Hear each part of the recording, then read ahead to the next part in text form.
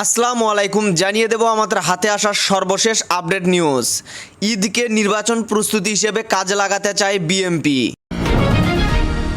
এরপর জানাবো খালেদা জিয়ার হাতে গুলশানের বাড়ির কাগজপত্র তুলে দিল সরকার। রাজনৈতিক দল ও জনগণের মতামত ছাড়া অন্তর্বর্তীকালীন সরকার নতুন বছরের প্রস্তাবিত জাতীয় বাজেট ঘোষণা করেছে বলে অভিযোগ করেছে বিএনপি। শিক্ষা খাতে নতুন করে বরাদ্দ বাড়ানোর আহ্বান জানিয়েছে জামায়াত শিবির। এবং সর্বশেষ জানিয়ে দেব রাজনৈতিক দলগুলোর আর্থিক সচ্ছলতা নিশ্চিতে জবাবদিহিমূলক কঠোর নীতিমালা দাবি করল এনসিপি। এতক্ষণ শুনছিলেন সংবাদ শিরোনাম, এবারে বিস্তারিত। তার আগে নতুন নতুন আপডেট নিউজ পেতে আমাদের চ্যানেলটি সাবস্ক্রাইব করে রাখুন। নির্বাচনের সুনির্দিষ্ট রোডম্যাপ ঘোষণা না হলেও আসন্ন পবিত্র ঈদুল আজহাকে নির্বাচনী প্রস্তুতি হিসেবে কাজে লাগাতে নেতাকর্মীদের নির্দেশনা দিয়েছেন বিএনপি। একই সাথে দলের সম্ভাব্য সদস্য, সংসদ সদস্য প্রার্থী ও জেলা ও মহানগর সহ বিভিন্ন সাংগঠনিক ইউনিটের দায়িত্বে যারা আছেন তাদেরকে সাধারণ মানুষের পাশে থাকতেও বলা হয়েছে।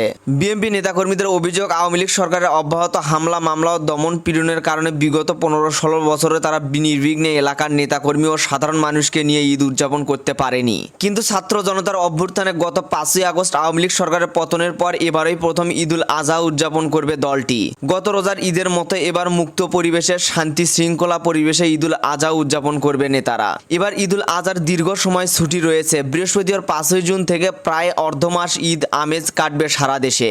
এর মধ্যে সরকারি ছুটি রয়েছে বেশ কয়েকদিন। নেতারা ইতিমধ্যে নিজ এলাকায় চলে গিয়েছেন। জানা গেছে ঈদকে সামনে রেখে বিএনপি নেতাদের কুরবানি দেওয়ার পাশাপাশি ক্ষতিগ্রস্ত মানুষের পাশে দাঁড়াতেও কেন্দ্র থেকে যে নির্দেশনা দেয়া হয়েছে তৃণমূল নেতারা সেটা পালন করবে। বিশেষ করে যারা বিএনপির সম্ভাব্য এমপি প্রার্থী তারা এই সময়টাতে নিজের সাংগঠনিক শক্তি বৃদ্ধি করার চেষ্টা করবেন। প্রতিটি আসনে বিএনপির কমপক্ষে 3 থেকে 4 জন প্রার্থী রয়েছে। তারা সবাই ঈদের এই সময়টাতে যেমন নিজ নিজ কর্মদক্ষতা, সাংগঠনিক শক্তি বৃদ্ধি এবং তৃণমূলে নিজেদের জনপ্রিয়তা বাড়ানোর চেষ্টা করবেন। একই সঙ্গে কেন্দ্রের মনোযোগ আকর্ষণের চেষ্টা করবেন। সম্ভাব্য প্রার্থীরা ঈদের সময় কি কি কর্মকাণ্ড করেছেন সেগুলো তারা কেন্দ্রে পাঠাবেন। কেউ কেউ সেটা পাঠাবেন দলের ভারপ্রাপ্ত চেয়ারম্যানের কাছেও। বিএনপির চেয়ারপারসন বেগম খালেদা জিয়ার গুলশানের বাড়ির নামজারি কাগজপত্র অবশেষে তার হাতে তুলে দিয়েছেন সরকার। বুধবার 4ই জুন রাত 9টার দিকে গৃহায়ন ও গণপূর্ত মন্ত্রণালয়ের উপদেষ্টা আদিলুর রহমান খান তার গুলশানের বাসভবনে গিয়ে এসব কাগজপত্র হস্তান্তর করেন। সৌজন্য সাক্ষাৎকে উপদেষ্টার সঙ্গে উপস্থিত ছিলেন মন্ত্রণালয়ের সচিব নজরুল ইসলাম এবং রাজধানী উন্নয়ন কর্তৃপক্ষের চেয়ারম্যান রিয়াজুল ইসলাম। খালেদা জিয়ার একান্ত সচিব এবিএম আব্দুস সাত্তার জানান, উপদেষ্টা ও কর্মকর্তারা প্রায় আধা ঘন্টা অবস্থান করেন।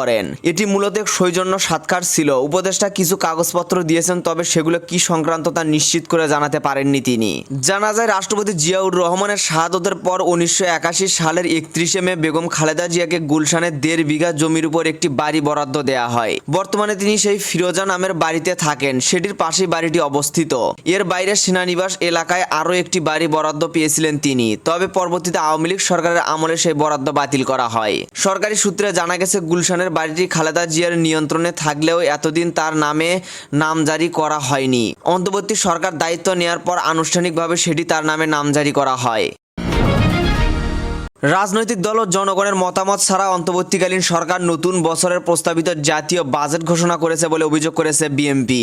একই সঙ্গে একটি অকার্যকর ও গতানুগতিক এবং একতরফা বলে সমালোচনা করেছে দলটি। 2025-26 অর্থ বছরের প্রস্তাবিত বাজেট নিয়ে বিএনপির আনুষ্ঠানিক প্রতিক্রিয়ায় একথা বলেছেন বিএনপির স্থায়ী কমিটির সদস্য আমির খসরু মাহমুদ চৌধুরী। বুধবার 4ই জুন দুপুরে রাজধানীর গুলশানে বিএনপি চেয়ারপারসনের রাজনৈতিক কার্যালয়ের বাজেট নিয়ে আনুষ্ঠানিক প্রতিক্রিয়ায় জানায় দলটি। আমির খসরু মাহমুদ চৌধুরী বলেন, বিএনপি সব ধরনের সহায়তা দিয়ে আসছে অন্তর্বর্তীকালীন সরকারকে।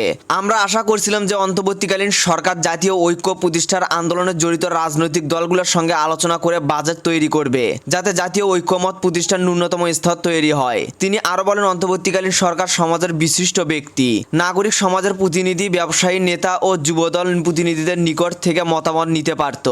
এদিকে বিএনপির কেন্দ্রীয় ক্রীড়া বিষয়ক সম্পাদক ঢাকা মহানগর উত্তরের আহ্বায়ক আমিনুল হক বলেছেন, স্বৈরাচার সরকারের মতো ঋণ নিয়ে ঋণ পরিশোধ করার মতো বাজেট করেছে অন্তর্বর্তীকালীন সরকার। বুধবার 4 জুন বিকেলে রাজধানীর উত্তরাতে মোহাম্মদ ফাউন্ডেশন আয়োজনে বিএনপি চেয়ারপারসন বেগম খালেদা জিয়া ও দলের ভারপ্রাপ্ত চেয়ারম্যান তারেক রহমানের সুস্থতা ও দীর্ঘায়ু এবং দলের মহাসচিব মির্জা ফখরুল ইসলাম আলমগীরের সুস্থতা কামনা করে দোহা মাহফিল এবং পল্লবী হাতিরঝিল শহীদ প্রেসিডেন্ট জিয়াউর রহমানের 40তম শাহাদত বার্ষিকী উপলক্ষে খাবার বিতরণকালে প্রধান অতিথির বক্তব্যে এসব কথা বলেন তিনি।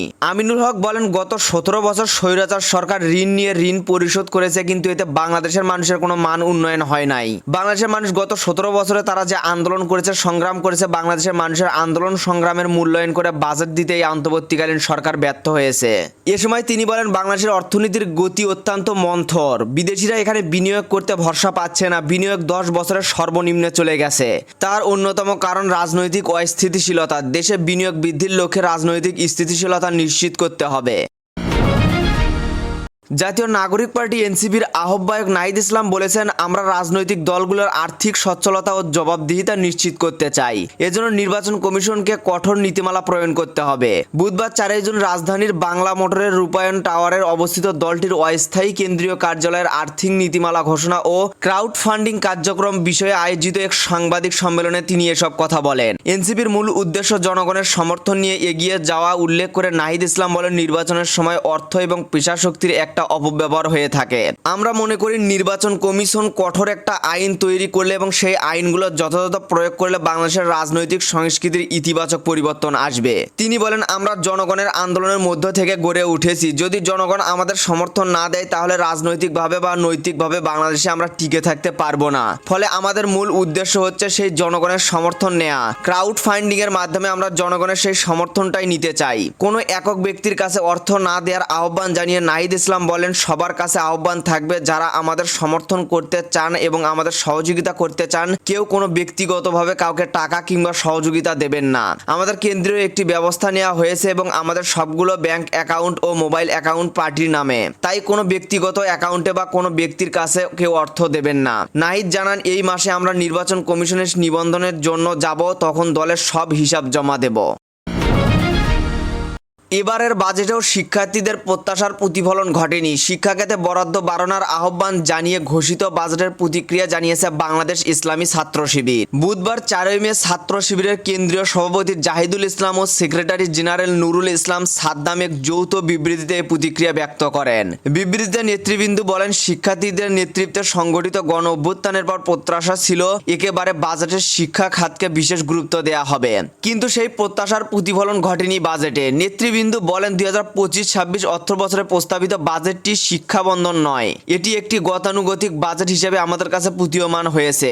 বাজেটে যদিও শিক্ষা খাতের নির্দিষ্ট কিছু উপখাতের বরাদ্দ বৃদ্ধি পেয়েছে, তবে সামগ্রিকভাবে জিডিপির অনুপাতে শিক্ষা খাতে মোট বরাদ্দের পরিমাণ আরও কমে গেছে। প্রস্তাবিত বাজেটে প্রাথমিক ও গণশিক্ষা মন্ত্রণালয়ের জন্য বরাদ্দ রাখা হয়েছে 35,403 কোটি টাকা, যা গত বছরের সংশোধিত বাজেটের তুলনায় অনেক কম। গত অর্থ বছরে এ খাতে প্রস্তাবিত বাজেট ছিল 38,819 কোটি টাকা। অপরদিকে মাধ্যমিক ও উচ্চ মাধ্যমিক বিভাগে বরাদ্দ কিছুটা বেড়ে দিয়েছে 47,564 টাকায় এবং কারিগরি ও মাদ্রাসা শিক্ষা বিভাগে বরাদ্দ হয়েছে মাত্র 12,678 কোটি টাকা। গত অর্থ বছরের সংশোধিত বাজেটে এই খাত দুটোর বরাদ্দ হয়েছিল যথাক্রমে 39,233 ও 9,953 কোটি টাকা। এখন এই পর্যন্তই ছিল। পরবর্তী আপডেট নিউজ জানতে আমাদের চ্যানেলের সাথেই থাকুন। ধন্যবাদ।